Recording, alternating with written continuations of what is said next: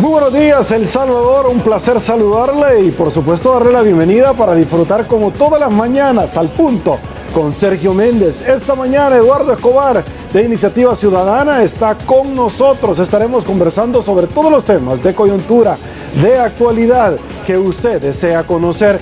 No elección de magistrados de la Corte Suprema de Justicia, entre otros temas, y por supuesto, realmente hay un compromiso entre todos los candidatos a la presidencia para combatir la corrupción y la impunidad. Parte de los tópicos que vamos a estar abordando esta mañana. Antes, permítame saludar a quien gentilmente, mañana tras mañana, hace posible el primer segmento de esta su entrevista, Al Punto con Sergio Méndez, como lo es Mr. Donut. Dale a tu paladar un gusto dulce en Mr. Donut. Donas de moca, donas de fresa, donas de chocolate. Solo en Mr. Donut, la gran variedad. Presenta. Los salvadoreños nos unimos en democracia para apoyar la fórmula presidencial que cambiará el rumbo del país. Llevemos a Carlos y a Carmen Aida a la presidencia. Todos lo podemos lograr. Creo que es la mejor opción que tenemos, es la mejor fórmula que este país ha tenido en años, así que démosles todo el apoyo. Bienvenidos candidatos, estamos felices de tenerlos en su casa. Democracia salvadoreña, la nueva forma de hacer política en el país. Y bueno, El Salvador, con el mayor de los placeres le damos a nuestro invitado de esta mañana la bienvenida, Eduardo Escobar, Acción Ciudadana. Un placer. ¿Qué tal, Sergio? ¿Cómo has estado? Gracias por acompañarnos. No, gracias por el espacio, siempre un gusto compartir contigo micrófonos. Sí. Gracias. Eduardo, quiero hablar de varios temas y uno de ellos es, oficialmente se da ya el banderillazo de salida para los comicios electorales del próximo año, 3 de febrero, la primera vuelta. Habrá que esperar, por supuesto, ciertos instrumentos de medición científica que nos han ido dando ciertos hallazgos, encuestas de cómo se está dando el comportamiento del conglomerado electoral de cara a emitir el sufragio en las urnas. Eduardo, tu opinión hasta este momento de las 4 opciones que tiene el pueblo salvadoreño para elegir quién será el representante del Ejecutivo para dirigir las riendas de este país por un quinquenio más. ¿Tu opinión? Bueno, en este caso lo que las encuestas nos están mostrando es una tendencia que se va confirmando, que hay un candidato, en este caso del partido Gana, Nayib Bukele, que es el que está tomando delantera en el evento electoral para el 3 de febrero. Vemos un partido Arena que está tratando de posicionar a su candidato para tener opción de victoria, y el caso del FMLN, pues según las encuestas, no tiene mucha opción para la victoria. ¿El FMLN? Sí, según las encuestas, las que hemos conocido. Obviamente hay que considerar que la campaña recién inicia y pueden pasar muchas cosas que vayan cambiando la tendencia que se tiene en este momento. Nosotros hemos visto, por ejemplo, 2009 y 2014, que se tendió a cerrar la diferencia entre el primer lugar, entre el candidato que al final ganó, con el segundo. O sea, en esos dos momentos, la diferencia, cuando comenzó la campaña, andaba alrededor de 15, 18 puntos, dependiendo de la encuesta, y poco a poco se cerró y tuvimos resultados muy justos. Entonces, digo, hay que esperar cómo se va desarrollando la campaña, lo que propongan los candidatos y cómo reacciona el electorado ante estas ofertas que puedan hacer los partidos políticos. Ahora, tú has visto ciertamente en algún tipo de entrevista, has conocido lo que han vertido en el Encuentro Nacional de la Empresa Privada. ¿Qué candidato tú podrías exigirle un poco más para decirte cómo va a ser los planteamientos y las ofertas? Por ejemplo, escuché yo acerca del planteamiento del señor Nayib Bukele hablar de que va a haber un grupo de personas más necesitadas que les va a dar un carnet para que ellos tengan algún tipo de excepción fiscal, por ejemplo, a no pagar el IVA. Como lo que sucede en algunos países, particularmente en los Estados Unidos. Magnífico, es aplausible, pero esto es populismo. ¿De dónde va a sacar la plata que no va a recaudar el fisco con esa excepción fiscal que le va a dar, número uno. Número dos, ya sabe el número de personas que van a ser al final receptores de esta plata como un subsidio, es decir, no nos dice de dónde, cómo, cuándo, pero sí obviamente genera aplausos de ciertas partes o población desposeída que ante un anuncio de esta categoría se ven obviamente ellos con una alegría por el favorecimiento, pero ¿de dónde lo va a sacar? ¿O son cantos de golondrina?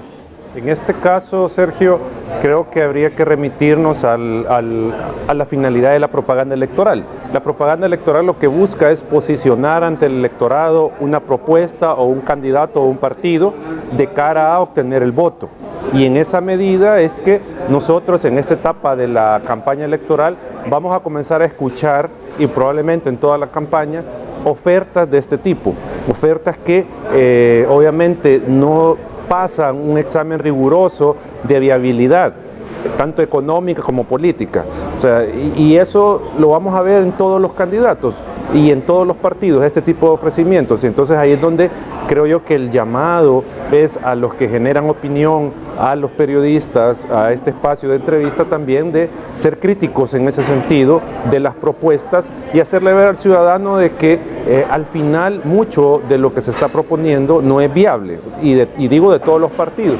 Entonces, en esa medida el ciudadano puede tomar una decisión respecto de su voto más informada, y esto ir generándole más exigencia a los candidatos de que aterrizan sus propuestas y que no nos estén planteando cosas que no son realizables. Entonces, creo que es un círculo que hay que comenzar a generar, de que el ciudadano deje ese papel de pasividad, de solo receptor del mensaje, que se comience a cuestionar y se le diga al candidato, pero mire, ¿y cómo lo va a hacer y por qué? ¿Con qué fondos? Tú lo decías, ¿con qué fondos?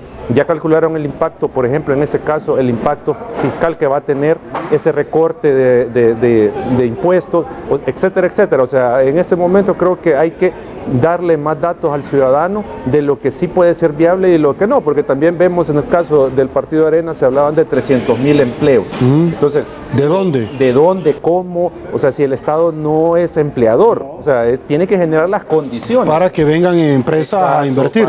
Entonces, ese es otro plano, pero obviamente desde el punto de vista electoral no se le puede plantear eso al ciudadano. No se le puede hacer una propuesta muy compleja, porque lo que se necesita es una propuesta que la asimile rápido, porque para eso es la propaganda electoral, para que la asimile rápido y tenga al final una decisión en favor de este candidato. De acuerdo. Ahora, quiero abordar cada uno de los candidatos, pero le voy a dar el espacio correspondiente. Pausa en Al Punto con Sergio Méndez. Volvemos.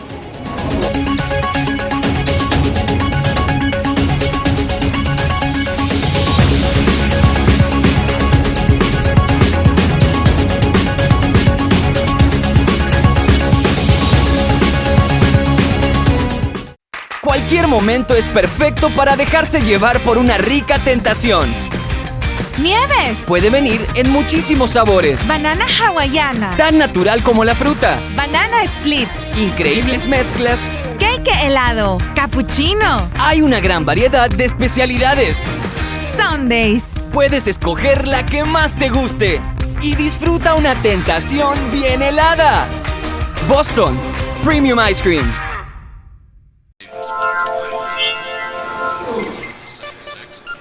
Presidente de la República ordena a los diputados que se... Protestas en el centro capitalino causan sospechas de corrupción implican a alto funcionario de San Salvador. Llegó el periódico digital que no se calla, diario1.com.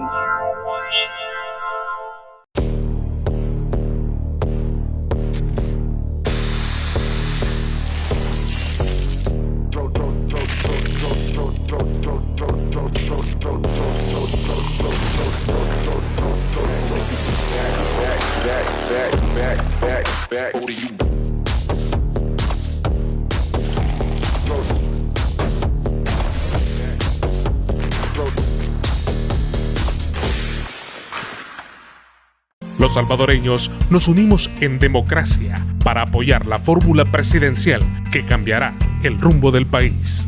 Llevemos a Carlos y a Carmen Aída a la presidencia. todos lo podemos lograr.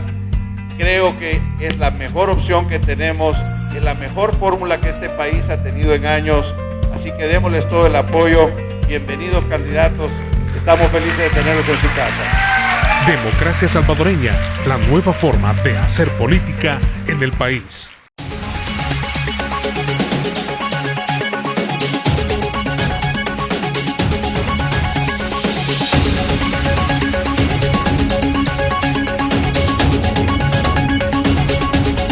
Estamos de regreso, mil gracias El Salvador por su preferencia, Eduardo ya lo había adelantado. Vamos a analizar las 4 opciones con sus correspondientes partidos políticos. Arrancamos, Nayib Bukele, ya habíamos articulado esta oferta, sin embargo, ¿tú crees que en alguna medida le vaya a afectar a Nayib en las próximas encuestas que él se haya pasado como último vehículo a Gana? Cuando Gana tiene algunos cuadros, hay personas honorables, pero tiene algunos cuadros altamente cuestionados. Es decir, para muchos Gana es mala palabra. Cierto, vaya, así lo vamos a decir con nombre y apellido. ¿Tú crees que le puede afectar, 1, eso, y 2, la gente que rodea a Nayib Bukele, gente señalada en el pasado con vínculos al expresidente Elías Antonio Saca, etcétera? Por favor. Bueno, habría que medir y esperar el impacto que va a tener, que de seguro lo va a tener, pero no podemos decir si es muy grande el impacto de la inclusión de Nayib Bukele en el partido Gana. O sea, va a tener un impacto en cuestión de votos, pero recordemos que es una elección de presidente y obviamente el sistema presidencialista que tenemos genera, tanto a nivel político como social, una adhesión ciudadana hacia la figura del presidente. Entonces, en este caso, lo que te quiero decir es que la ciudadanía al final no vota necesariamente por el partido, que es un aspecto importante, sino que vota por el candidato, vota por la propuesta que pueda hacer el candidato. ¿Tú no crees que vota por la marca, que es el partido, el caballo? O sea, trabajo sí, territorial. Hay una parte, porque en las encuestas se miden, claro, caballo y jinete. Hay una parte importante de la decisión electoral basada en el partido. De hecho, la unificación de partidos, ya voy a ingresar a eso, de Carlos Callá es superior a él mismo. Y en el caso de Hugo Martínez, el partido es superior a Hugo, en las encuestas. Claro. De acuerdo.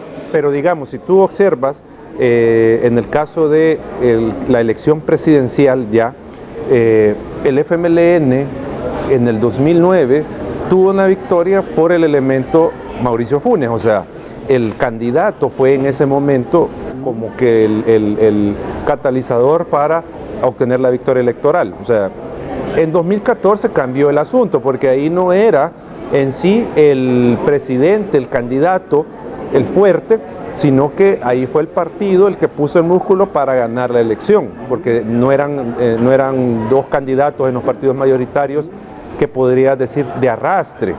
Pero en este caso tenemos la diferencia de que Nayib Bukele sí es un candidato de arrastre, que si tú lo ves, al pasarse a competir a San Salvador, obtuvo la victoria, jaló votos y hizo ganar al FMLN en San Salvador, aunque fue por poco, pero jaló votos. Entonces, lo que yo te quiero decir es que el impacto que pueda tener que se haya afiliado Nayib Bukele y que compita de Gana, habría que esperar si es el suficientemente intenso para afectar sus pretensiones electorales, que no lo creo.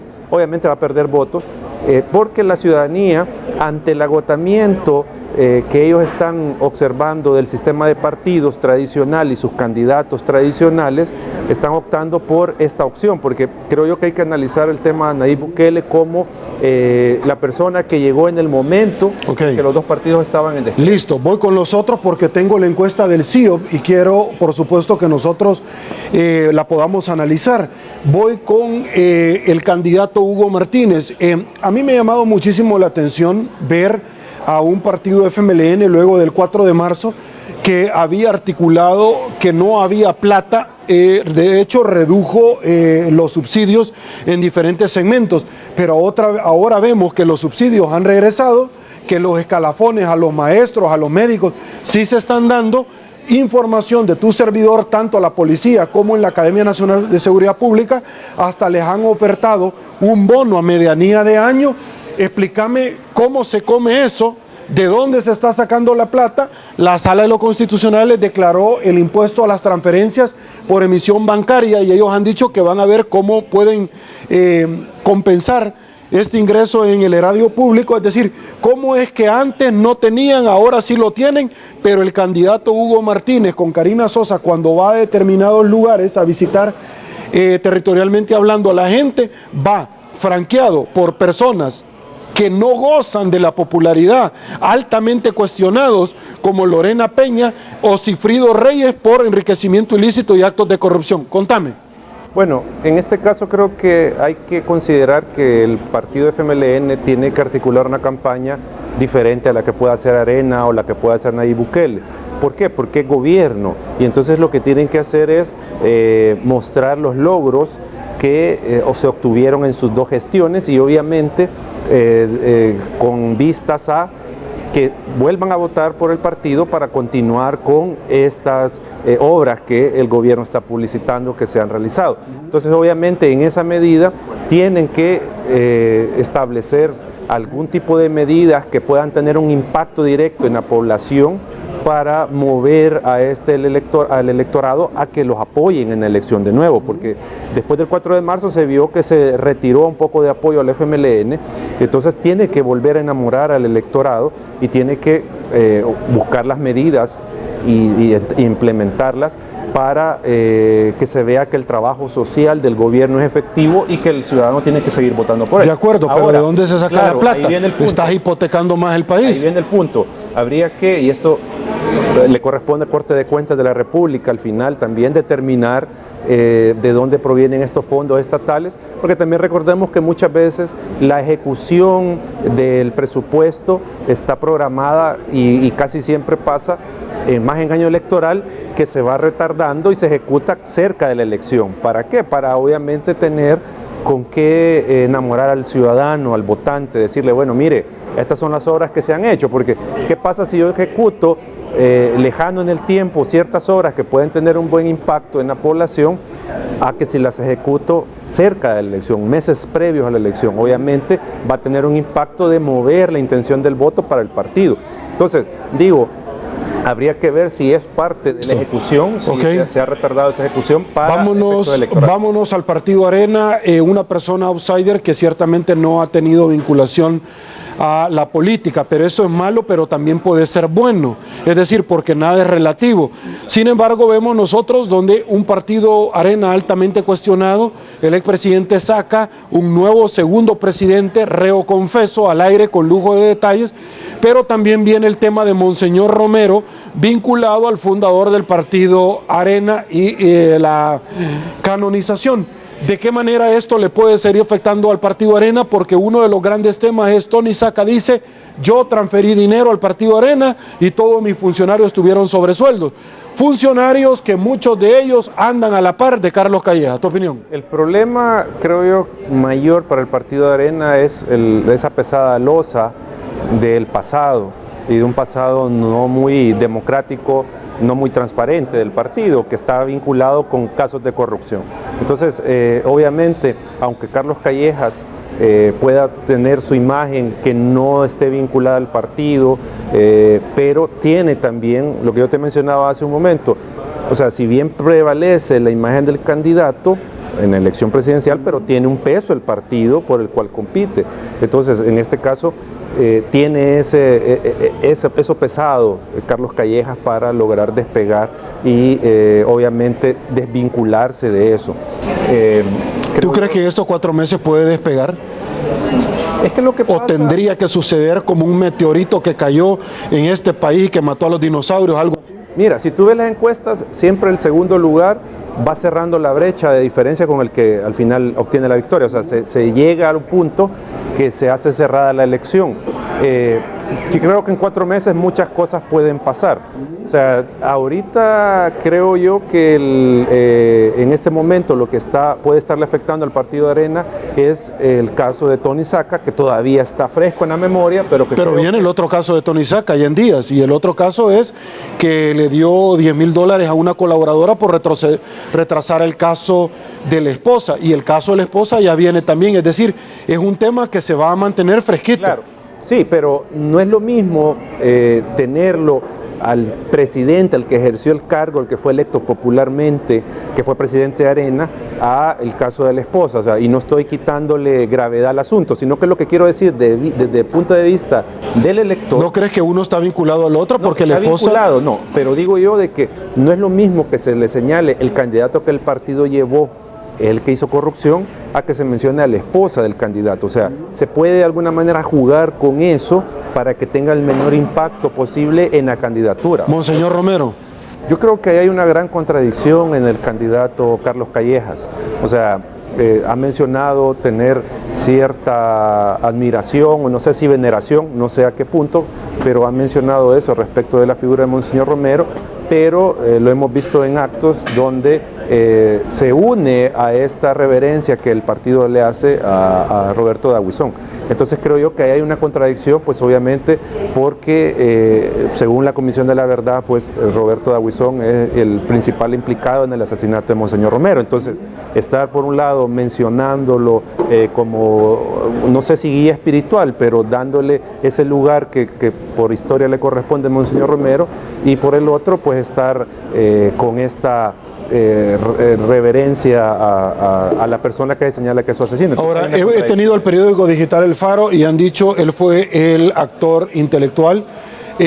La Comisión de la Verdad en su momento también lo dijo, pero vemos ahora al candidato del Partido de Arena donde ha dicho yo voy a llegar a la verdad, que quién mató a Monseñor Romero. ¿Tú crees que es congruente? Es bien difícil, es lo que te digo, hay una incoherencia, creo que casi que insalvable, por un lado estar diciendo esto y por el otro pues no está en el partido de la persona que se señala fue el autor intelectual de la muerte de Monseñor Romero, pero de estarle rindiendo no sé si culto, pero al final esa reverencia al menos. Entonces eso creo yo que hace difícil porque obviamente que no le corresponde también a él hacer eso. Pero obviamente dar una respuesta del vehículo que está tomando, al igual que se le puede cuestionar a Bukele o a Hugo Martínez. No creo que Arena pida perdón por eso. O sea, pero entonces le está causando un daño al candidato. Habría que ver, porque hay personas... ¿O vería bien que el candidato salga a la palestra, al paso, pidiendo perdón por lo que hizo Arena? Eso puede ser una muestra. Sobre sueldos, tu opinión sobre eso, porque fue una práctica del Partido Arena y hay muchas personas que andan rodeando al candidato.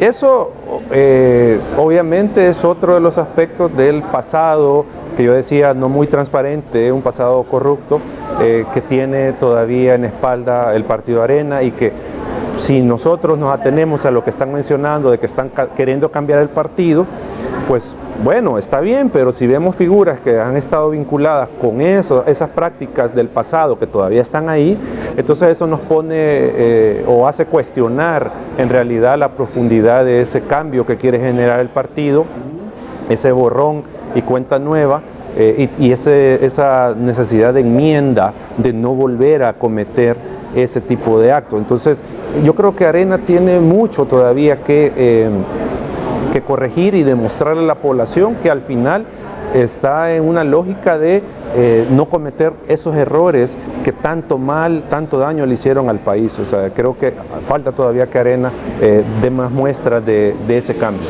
Ok, vámonos, antes de pasar vamos al FMLN, el caso Mauricio Funes y compañía, pasaporte de la Michi, entregado en su momento por el tema de Cancillería. Se ha determinado que por medio de Cancillería se trasladó 30 millones de fondos de Taiwán hacia la campaña de casa presidencial con el gobierno de Salvador Sánchez Serén, y que Mauricio Funes ocupó de esto, parte para el programa Conversando con el Presidente. ¿Todos estos lastres también van a dañar a Hugo Martínez? Yo creo que sí, y el problema es que el partido se cierra en una posición que todo esto es una estrategia de la derecha, incluso de la derecha internacional, por afectar a los partidos progresistas, a los gobiernos progresistas. Yo creo que eso, en ese sentido, el partido hace mal en plantearse en esa postura. O sea, obviamente no va a quemar, porque tampoco es eso, no se le puede pedir eso a un partido, quemar a las personas que han estado dentro o que están dentro de su partido, pero sí al menos no hacer una defensa a ultranza como ellos lo están haciendo. O sea, creo yo que el partido, una señal, porque aquí estamos hablando de señales para la población, de gestos para la población, debería... Gestos de buena voluntad. Exacto, debería ser más claro en distanciarse. ¿Debería de purgar a estas personas? Desde mi punto de vista, sí, si es que no le hacen solo daño al partido, le hacen daño al país. O sea, el partido, los partidos en general, en este caso el FMLN, tienen que dar ese paso. Vámonos a Vamos, no tiene un pasado, el eslogan lo dice, para construir el futuro, pero Josué Alvarado ya corrió como diputado, en su momento candidato, no salió tan bien luego de una experiencia del pescado, Rodolfo Parker, etcétera. ¿Tu opinión? Bueno, en este caso... Y Roberto Ocampo, ¿verdad? En este caso habría que ver que es una elección presidencial que va a ser muy difícil que el partido Vamos obtenga el mínimo de votos, por lo que dicen las encuestas, para sobrevivir y mantener su inscripción ante el Tribunal Supremo Electoral. Desde mi punto de vista creo que no tiene la capacidad del partido ante las maquinarias electorales de Arena y el FMLN de poder posicionarse con perspectiva de victoria en la elección y mucho menos si lo comparamos con el tema de Nayib Bukele, que tiene ese arrastre de presencia mediática y todo eso, que va a ser difícil que el partido Vamos logre sobrevivir. O sea, las encuestas lo están tirando, creo que la más alta le daba el 1% de la intención de voto. Listo. Ok, voy rápido a una pausa porque quiero analizar la encuesta del CIOP que valora no solamente la administración, para muchos el peor presidente de los siglos, amén, como Salvador Sánchez Serén. Otros dicen 4, hasta mucho es. Bueno, no soy yo quien para evaluarlo, pero también la Fiscalía General de la República y su papel, como lo han hecho otras encuestas que también valoraron la Sala de lo Constitucional. Pausa, volvemos.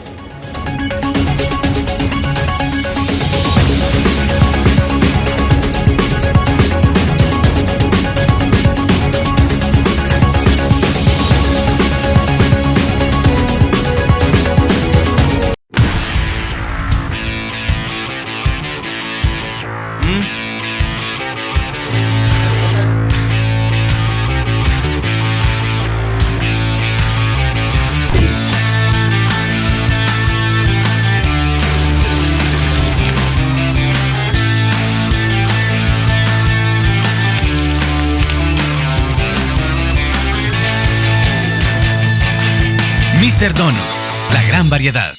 Los salvadoreños nos unimos en democracia para apoyar la fórmula presidencial que cambiará el rumbo del país. Llevemos a Carlos y a Carmen Aída a la presidencia, todos lo podemos lograr. Creo que es la mejor opción que tenemos, es la mejor fórmula que este país ha tenido en años, así que démosles todo el apoyo. Bienvenidos candidatos, estamos felices de tenerlos en su casa. Democracia salvadoreña, la nueva forma de hacer política en el país.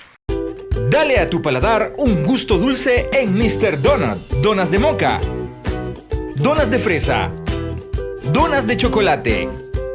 Solo en Mr. Donut, la gran variedad. Presentó.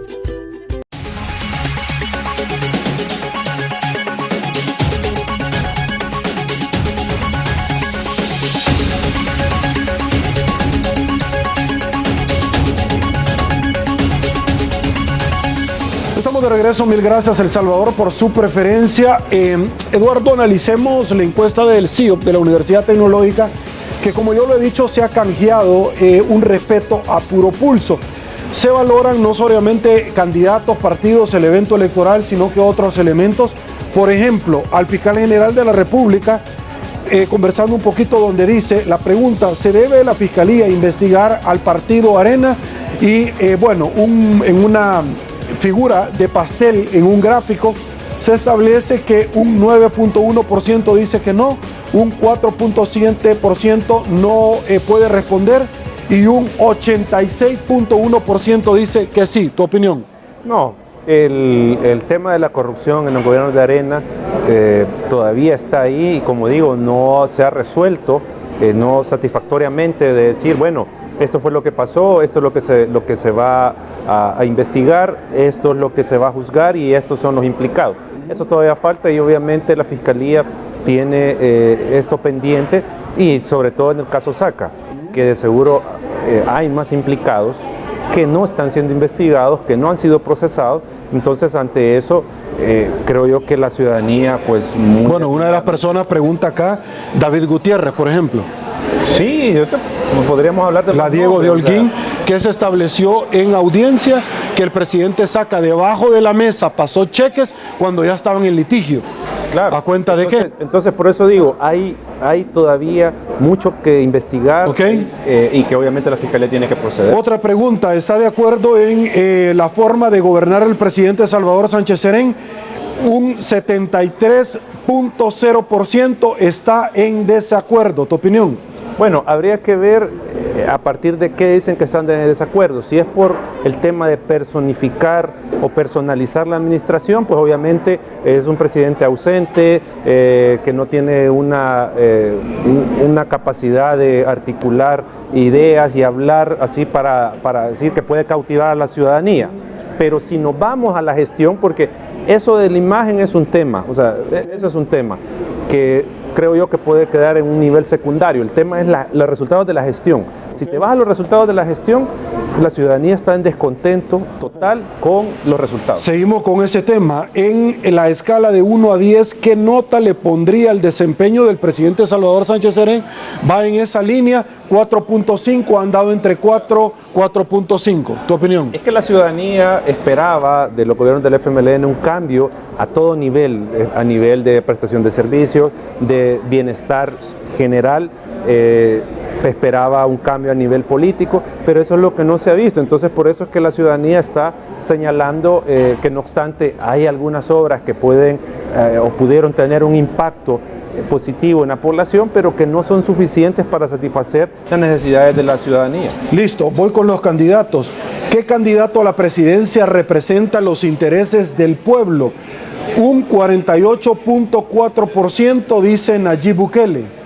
Un 16.0%, no llega ni al 20%, que las otras encuestas lo habían ubicado, Carlos Callejas. Hugo Martínez con un 7.2%, sí ha crecido un punto y fracción con relación a las otras encuestas, y un 1.1% Josué Alvarado. Ninguno, un 20%, y no sabe responder, un 6.8%. ¿Tu opinión? Porque si estos datos son así, de un 48.4%, más lo que el partido le pueda generar, estaría ganando Bukele en primera vuelta. Así de fácil, así de sencillo. Yo creo que habría que indagar ese 40 y tanto % que obtiene Bukele en el sentido de ver si la ciudadanía lo considera que responde a los intereses, porque no está ni en arena ni en el FMLN, o sea, porque está teóricamente está aquí fuera. Se está midiendo únicamente al jinete sin partido. Claro, no, pero digo que lo identifican como una persona que no es un político tradicional y que por eso responde a los intereses de la ciudadanía, porque si es un político del Frente o de Arena, la gente ya lo califica como que responde a ciertos intereses y no a los ciudadanos. Ok. Otra pregunta, mencione un candidato a la presidencia que usted conoce. Ojo, primero el que puede resolver los problemas y otro el que usted conoce. Y acá la diferencia se hace mucho más marcada o dramática. Un 49.7% Bukele. Es decir, está a fracciones de la mitad más uno. Un 24.1% Calleja. Un 9.7% Hugo Martínez como figura pública y un 0.5% Josué Alvarado. Un sí, un 70% de los que mencionaron que sí, un no, un 16.7% no puede responder, un 12.7%. De todo esto hablamos de un 49.7% favoreciendo al candidato de Nuevas Ideas. ¿Tu opinión? Es que sin lugar a dudas, si nos vamos al tema de la popularidad, de quién es el más conocido, obviamente estamos hablando de Nayib Bukele, y él le llevaba una diferencia, por ejemplo, al segundo ubicado, que es Carlos Callejas, le llevaba una gran diferencia en tiempo de estar posicionado ante los medios y ante la opinión pública, porque Carlos Callejas apareció hasta el año pasado con esta pretensión de ser candidato a presidente. Entonces, obviamente... Yo creo que vistosamente sí, pero él tenía una fundación, él tenía claro, un andamiaje. Claro, pero como identificarlo como político que pueda resolver problemas es distinto. O sea, porque nosotros podemos conocer a X empresario de... ¿No crees que esa campaña desde supermercados de bajos precios, conectar con la gente, mira, nosotros sí te podemos ayudar en el tema alimentario, económico, ¿no es campaña? Sí, pero digo, no es lo mismo que esté, por ejemplo, Nayib Bukele desde el 2012, si no mal recuerdo, ya posicionado como el candidato, como el alcalde, y que el FMLN le dio la palestra para que se expusiera como político, a que tú estés como un empresario que no está vinculado. Pero no es esa la idea precisamente que se persigue. Mire, no ha estado vinculado en política, no me pueden cuestionar. ¿No crees que esa es la idea como outsider? No, pero me refiero a la posicionamiento de la imagen, porque ahí lo que está hablando es quién es. O se ha trabajado mejor la imagen de Nuevas Ideas que el de Arena, por parte del equipo. Porque si tú sumas el tiempo que ya tenía Bukele de estar posicionado, entonces eso lo que va creando es que la persona lo haga conocido. O sea, porque esa pregunta es, ¿usted conoce el nombre y quién puede resolver? El primero y el que más es Nayib Bukele. Ok, voy con más por el tiempo, porque necesito escuchar tu análisis. Tengo a nivel también de partidos políticos, y dice: ¿a cuál partido político considera con mayor posibilidad de ganar las elecciones? Un 56.2%, Nuevas Ideas, ya ganó en primera vuelta, si es así. Lo que hablamos, la coalición, un 20%. Esto me llama la atención porque son 4 partidos políticos que llegan a 22.3%. El FMLN a un 10.4% y vamos a un 0.3%. ¿Tu opinión? Yo creo, Sergio, que eso lo que nos está mostrando que hay un clima igual que el del 2009, muy parecido. ¿Qué pasaba en aquel momento? La expectativa del cambio llevó a que todo el electorado o parte del electorado viera como oferta viable y votable a Mauricio Funes en el FMLN. Entonces, eso es lo que creo que está pasando. La ciudadanía ya está harta, está cansada de las dos extremas, del FMLN y Arena, entonces están optando por esta tercera. Perfecto. De los candidatos a la presidencia, ¿a quién considera un líder para guiar el rumbo de nuestro país? Ojo, un 55.1% Bukele, ya ganó en primera vuelta. Un 18.3% Calleja, un 8.5% Hugo Martínez, un 0.6% Josué Alvarado. Claro, como tú estás hablando de líder político, y es lo que yo te decía, Bukele ya tenía desde 2012 ese posicionamiento como alcalde, después como alcalde de San Salvador, como político, que obviamente a la ciudadanía le ha parecido la forma en que ha gestionado desde la comuna a estos dos municipios. Entonces, obviamente lo reconocen como un líder, y eso es lo que la encuesta está diciendo al final.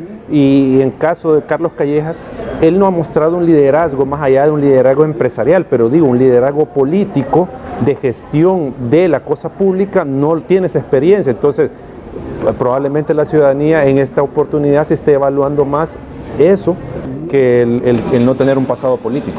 Ok, ahora, pero ¿tú crees que uno es el pasado político y otro es el hastargo de la gente, ya no del cansancio, sino que estar harta de los políticos tradicionales que pareciera que no tienen piel, sino que cuero de culebra, que los están cuestionando, llámese el Partido Arena, miembros del FMLN, miembros que andan con Arena, el PDC, PCN, etcétera, y que en alguna medida, o sea, y esto es dramático lo que yo te voy a decir, gana resulta para muchos mala palabra, pero aún así prefieren a Bukele con gana que a los demás. Yo creo que sí, es que ya o sea, eso es lo más dramático, Eduardo, de todo esto, que a pesar de señalamientos a Bukele, de haber contratado a los familiares, del tema del enriquecimiento ilícito, de haber remitido a Fiscalía por el no pago de impuestos, de evasión fiscal, probablemente delitos, de lavado de dinero, del tema del mercado Cucatlán, aún así es el hastargo tan grande de la gente que lo prefieren a él. Alguien por ahí decía que si se le estaba sirviendo en bandeja de plata. Carla Hernández lo dijo en su momento también. La presidencia a Nayib Bukele, responsabilidad de Arena y el FMLN, que son los que han manejado la cosa pública durante 30 años. O sea, es a ellos los responsables porque no hicieron una buena gestión, no pudieron administrar bien la cosa pública y por lo tanto la ciudadanía le dio una oportunidad al FMLN que no la supo aprovechar. Entonces ahora dice, yo no regreso a Arena, porque aquí hay que sacar la encuesta también que sacó la UCA hace un par de años, o un año, no me recuerdo, donde decía que el 70% del votante no quería que el FMLN continuara en la presidencia y el 70% no quería que Arena regresara. Entonces estamos hablando de que la población mayoritariamente no quiere a las dos ofertas políticas que representa Arena y el FMLN y está buscando un tercero. Y este tercero se ha encarnado en Nayib Bukele, que ha buscado y se ha respaldado en este caso para competir con este partido político que tú dices muy cuestionable. Pero la ciudadanía, ante el agotamiento ya que tienen de las políticas de ambos partidos de la extrema, está buscando esta opción. Entonces, ellos son los responsables al final de una victoria de Nayib Bukele, con las implicaciones que pueda tener eso para el sistema democrático, pero ese es otro tema. Pero si nos vamos a quiénes son los responsables y por qué, bueno, son los dos partidos, la gestión de los políticos tradicionales, y Álvaro Artiga lo menciona. Aquí hay que dar un recambio ya generacional, porque eso es lo que pasa. Estos políticos que están gestionando la cosa pública ya deberían de dar un paso al costado y que nuevas personas lleguen a administrar. Pero ¿tú crees que realmente ellos están en su sano juicio y no con una perturbación de la conciencia de las mieles del placer? Llámese poder de venir un día y decir, sí, en efecto, ya hay que dar un cambio generacional, gente señalada por enriquecimiento ilícito que a ver de dónde sacó el dinero y que cuando se le cuestiona si cada levantadita de mano no fue la untadita, pero dicen que no y hasta se enojan y lo amenazan a uno. ¿Tú crees que les va a caer el 20 a ellos? Ya llegó mi tiempo y entonces... No, obviamente no. Yo te digo lo que debería de pasar en un mundo ideal, en un plano ideal, pero ahí en la forma creo yo que hay tres mecanismos donde podríamos separar a estas personas. Uno, una fiscalía que investigue estos casos de corrupción donde están vinculadas estas figuras de antaño de la política y que por esa las últimas encuestas antes que esto, porque es importante hacer como una hermenéutica jurídica, la integración de la norma, como decimos nosotros. La de la prensa gráfica y la de la Universidad Gavidia establecían elementos interesantes. ¿Cuál candidato a la vicepresidencia le suma más? Y fue Félix Ulloa. ¿Tú crees que el Partido Arena todavía está a tiempo de hacer algún cambio en su candidata a la vicepresidencia? ¿O tú crees que hay que hacer una mea culpa de expulsar a personas que han andado vinculadas al candidato, que estuvieron con sobresueldos, con Tony Saca, etcétera, etcétera? ¿O tú crees que con una combinación de resultados, como decimos los que nos gusta el fútbol, está sacando terminación por cuánto fue traumático el proceso interno entre la salida de Javier Simán? Yo creo que desde mi punto de vista el problema no es Carmen Aída Lazo, o sea, creo que ese no es el problema de que la candidatura no levante. Yo creo que es más, como digo, ese pasado. ¿Era ella? ¿Ah? ¿Era ella la persona indicada? No sé si era ella. ¿Le ha sumado voto? La encuesta no mienten. Sí, pero mira... Ella me merece todo mi respeto como dama, claro, y como candidata, debo decirlo. No, pero si tú te fijas, el peso que tiene la candidatura presidencial casi que eclipsa el peso que pueda tener la vicepresidencia. Pero complementa. Sí, pero la decisión siempre va sobre el candidato a presidente. Si tú le preguntas incluso a personas quién fue el candidato a vice del partido X en la elección tal, no se acuerdan. Ahora, ¿sabes lo que pasa, Eduardo? Y lo voy a poner más dramático todavía, este tema de lo que está sucediendo ahorita, porque el Partido Arena se ha limitado a cuestionar al señor Bukele, mire, él es bachiller, él no siguió estudiando. Y aún así, él está ganando en las encuestas. Él no está preparado. Es más, una vez ponen hasta una foto de las fiestas de agosto entre Nayib Bukele y un elote loco. Y decían, el elote loco está mejor preparado que Nayib Bukele. ¿Cómo puede decir esto Arena cuando ellos llevaron a una persona que no tenía preparación como Tony Saca? O sea, ¿no crees que Arena se esté enredando en todo lo que... O sea, ¿no te parece a ti que están llegando al final en una situación que resulta ya jalada de los pelos? Yo creo que sí, es que el partido y eso creo yo que como no ha logrado desenmarañar el pasado que ellos tienen ahí, que les arrastra, que los ata, no han logrado desenmarañar eso y obviamente como lo pretendieron hacer en esta comercial de limpiar el chaleco, no han logrado hacer eso. Eso todavía los está... ¿Tú crees que fue buena idea ese comercial de limpiar el chaleco? ¿Lavarlo? Simbólicamente puede que sí. O sea, queriéndole mostrar y ganar el favor del electorado con su voto, mostrarle de que el partido está cambiando. Eduardo, pero ¿tú crees que un comercial lavando el chaleco, es decir, están lavando el chaleco y le dicen lo que otros ensuciaron, pero en Ghana la gente que anda, pero nosotros lavando el chaleco, pero en el FMLN la gente que anda.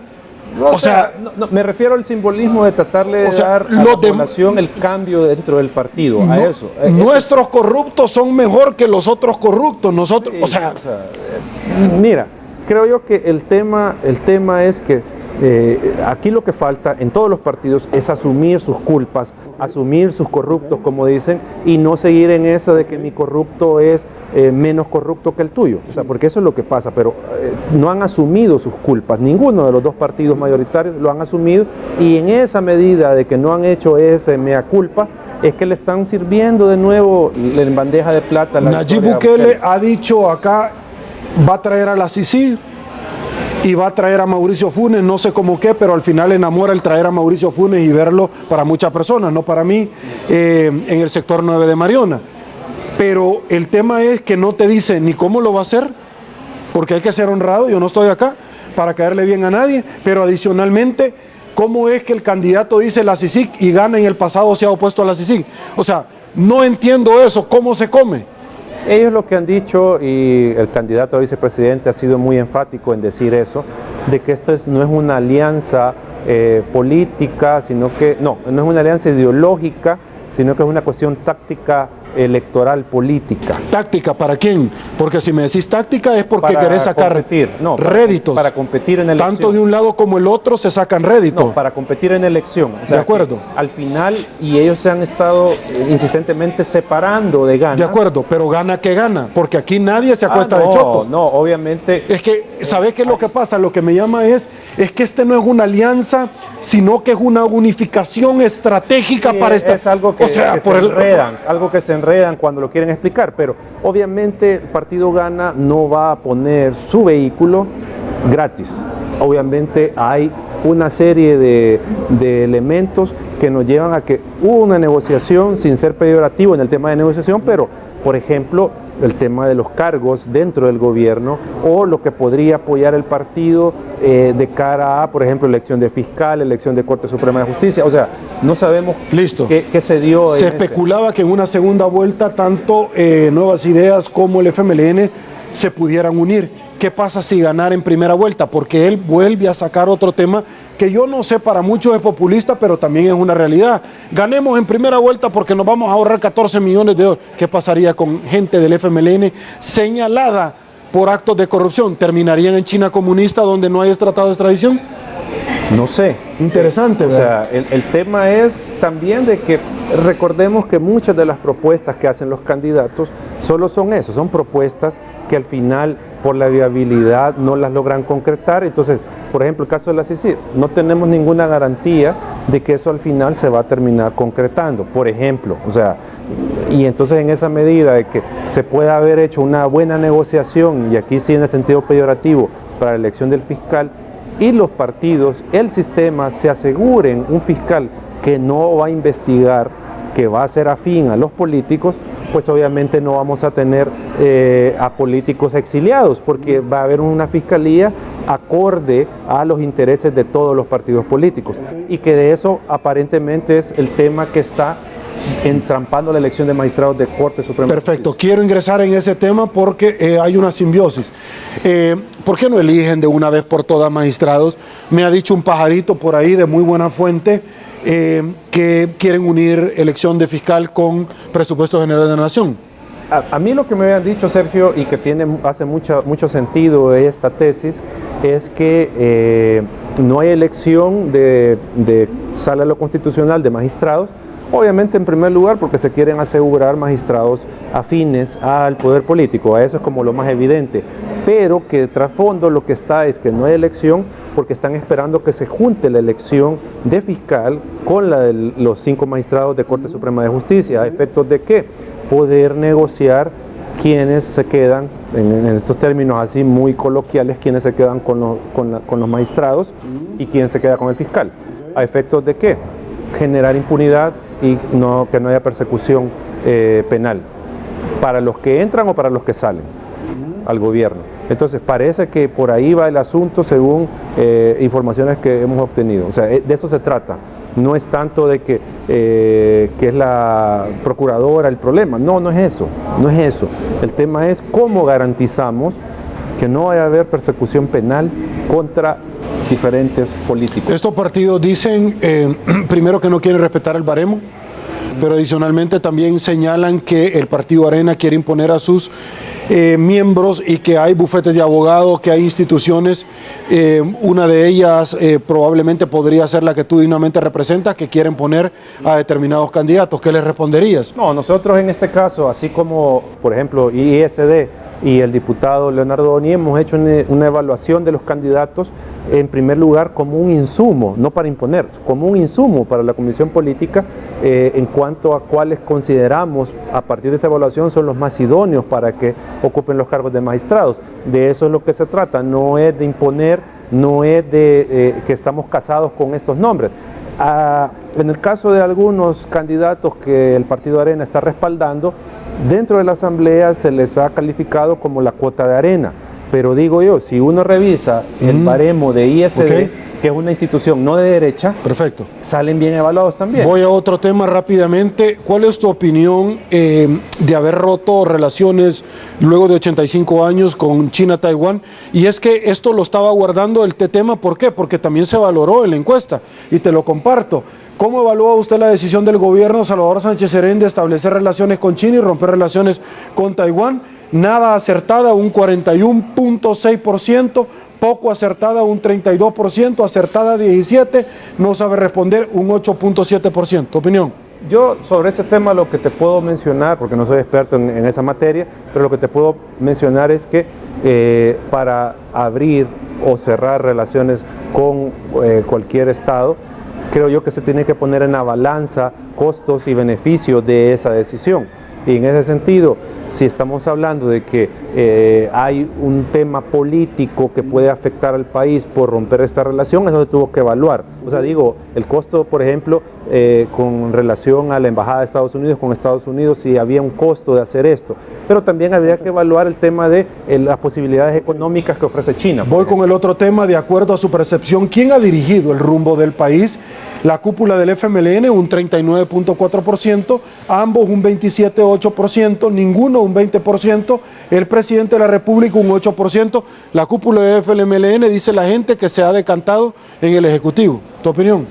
Yo creo que sí, en muchos casos, si nosotros vemos la comisión política y todos los cargos altos del partido se han vaciado dentro del gobierno en diferentes ¿Es una realidad? Estatales.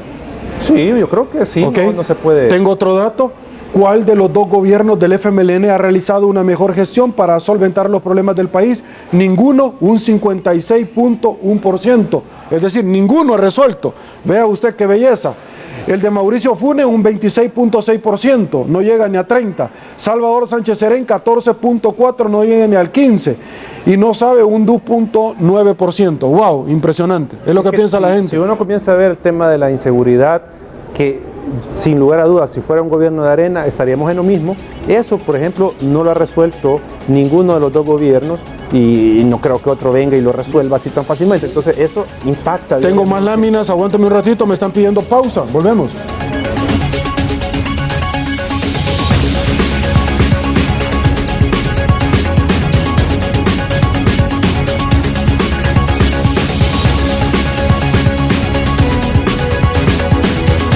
Los salvadoreños nos unimos en democracia para apoyar la fórmula presidencial que cambiará el rumbo del país. Llevemos a Carlos y a Carmen Aída a la presidencia, todos lo podemos lograr. Creo que es la mejor opción que tenemos, es la mejor fórmula que este país ha tenido en años, así que démosles todo el apoyo. Bienvenidos candidatos, estamos felices de tenerlos en su casa. Democracia salvadoreña, la nueva forma de hacer política en el país. Dale a tu paladar un gusto dulce en Mr. Donut. Donas de moca, donas de fresa, donas de chocolate. Solo en Mr. Donut, la gran variedad. Presentó.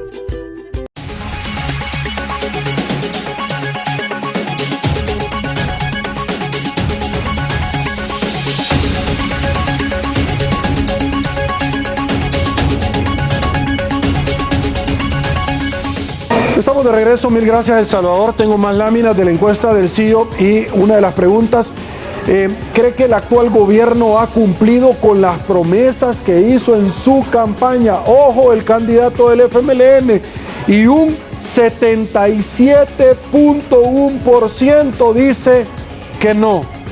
Eduardo, ¿qué le haría pensar al candidato del FMLN que lo van a elegir? Bueno, creo yo que hay muchos déficits en la gestión, por ejemplo, seguridad pública.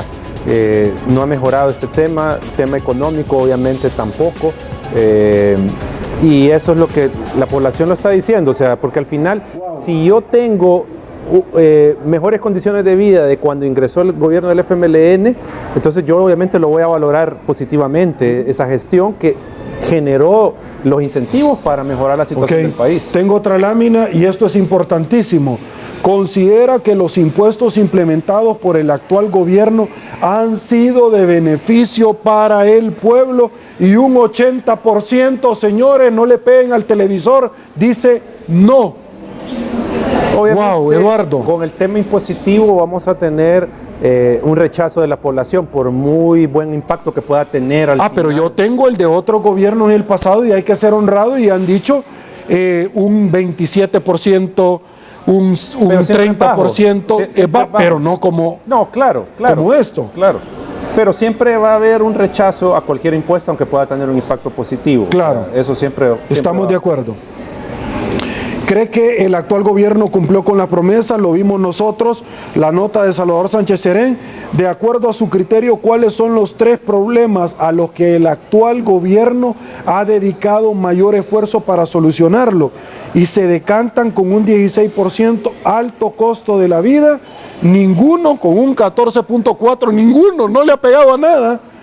Y un adicionalmente aumento de las extorsiones, un 14%, falta de empleo, un 13%, un problema de los hospitales, un 12%, un 10% incremento de homicidios, corrupción en las instituciones del Estado únicamente dentro de los esfuerzos, un 9.5%. Yo creo que dentro de todas las áreas de gestión yo me quería enfocar en uno de lo que estabas mencionando tú. El tema del fortalecimiento de la institucionalidad creo que es una de las deudas y que obviamente ahí no parece reflejado, pero creo yo que esa es una de las deudas que deja el gobierno del FMLN, no solo desde el gobierno, del Ejecutivo, sino que como partido dentro de la Asamblea Legislativa haber trabajado en ese sentido de fortalecer las instituciones. Tengo otra cosa reveladora acá en un dato y es interesante esto. Considera que un nuevo gobierno diferente al FMLN y Arena, es decir, solo hace falta que le pongan Bukele, puede generar las condiciones de desarrollo que necesita El Salvador, y un 63.60% dicen que sí. Eduardo.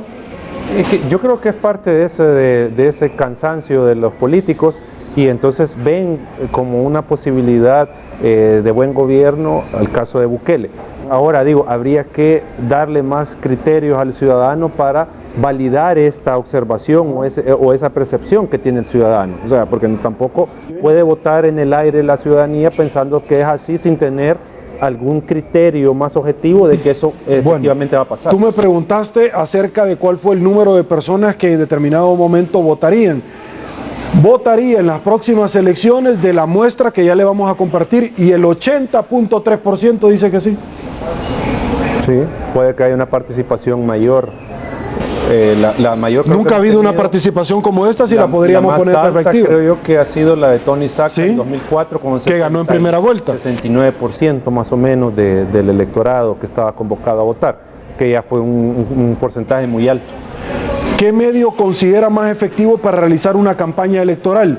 34 la televisión, 29.3 redes sociales, reuniones por sectores un 9.8%, etcétera. Se siguen decantando hoy por hoy por la televisión, ya sea televisión abierta, cable, hay que decirlo. Nosotros en el monitoreo que hicimos al gasto de campaña en 2018 encontramos que la televisión obviamente era por mucho el medio preferido para los spots publicitarios. Ok, aquí viene otro tema que es, Eduardo, que tú me decías, mira, la figura del vicepresidente es decorativa, no tiene trascendencia. Pero digo, al final... Ok, aquí le responde la gente, Eduardo, donde dice, es importante la figura del vicepresidente para la decisión de votar en las próximas elecciones, y un 62.2% dice que sí. No, yo no es que quiera desmeritar el hecho del cargo del presidente, pero digo, al final... del candidato a vicepresidente. Claro, sí, el candidato, perdón. Pero al final lo que termina decantando la decisión no es el vicepresidente, es el presidente. Pero con un 62%. No, apoya, obviamente apoya. No es lo mismo llevar a una persona preparada, con cierto perfil como candidato. ¿La candidata a la vicepresidencia de Arena o la coalición era la persona indicada? No sé. ¿Bajo los números de mediciones, instrumentos de medición científica? Bueno, no sale bien evaluado. Creo que es de los que menos le suma al partido, pero... Ok, de las siguientes alternativas seleccione las tres que responden a lo que espera la campaña de los partidos políticos. ¿Qué es lo que la gente espera? Bueno, un 29.3% una campaña con propuestas reales, lo que estábamos hablando, y no populistas. ¿Cómo lo va a llevar a cabo? Un 19.7% que visiten más los municipios y comunidades, contacto con la gente. Un 18% que no ofenda ni desprestigie a candidatos y partidos políticos, es decir, una campaña de altura. No, nosotros en el monitoreo que te decía no encontramos, mejor dicho, mensajes de ataque contra el opositor político, sino que eran más en el tema de mostrar al candidato y algunas medidas que por ahí se hicieron públicas. ¿Qué características considera usted que son las tres más importantes que debe tener el futuro presidente de la República? Un 25% liderazgo, quiere decir que si el otro no lo tiene es porque simple y sencillamente no percibe la gente que los otros lo tienen. Honesto, un 24.4%, los otros salen mal evaluados, quiere decir que la gente no lo considera como muy honesto, lo que hablábamos. Capacidad para gobernar, un 19.7% que se valoró también quién es la persona con liderazgo y que nos puede sacar de este problema. Identificación con los problemas del pueblo, un 14.6%. Es decir, se valora liderazgo, honestidad y capacidad para gobernar. Tres aspectos. Sí, y ahí creo yo que llevan, o teóricamente lleva una ventaja Nayib Bukele, porque ya ha estado dentro de dos gestiones públicas y obviamente se le ha destacado el tema de su liderazgo. Me voy a despedir con esta última porque esto es importante. Ojo, son de los ítems que los cuales se han evaluado. Los candidatos a la presidencia o vicepresidencia que más han visitado el municipio donde usted reside, y con un 46.5% gana Carlos Calleja de haber llegado a visita del municipio, y un 26% Hugo Martínez, un 22.3%. Ok, hay que decirlo, quienes han trabajado más territorialmente a nivel nacional ha sido Carlos Calleja y Hugo Martínez. Pero y no aún se así refleja. gana Nayib Bukele. No se refleja en el resultado de la intención de voto. Por eso, yo no quiero ser dramático en esto, pero podríamos decir que el otro, sin haberse despeinado de choto, va a ganar las elecciones. Pero es parte de ese reflejo del cansancio de la ciudadanía. Por la corrupción, el astargo de los partidos Ya, o sea, los otros aún así, el otro no se ha tenido ni que molestar.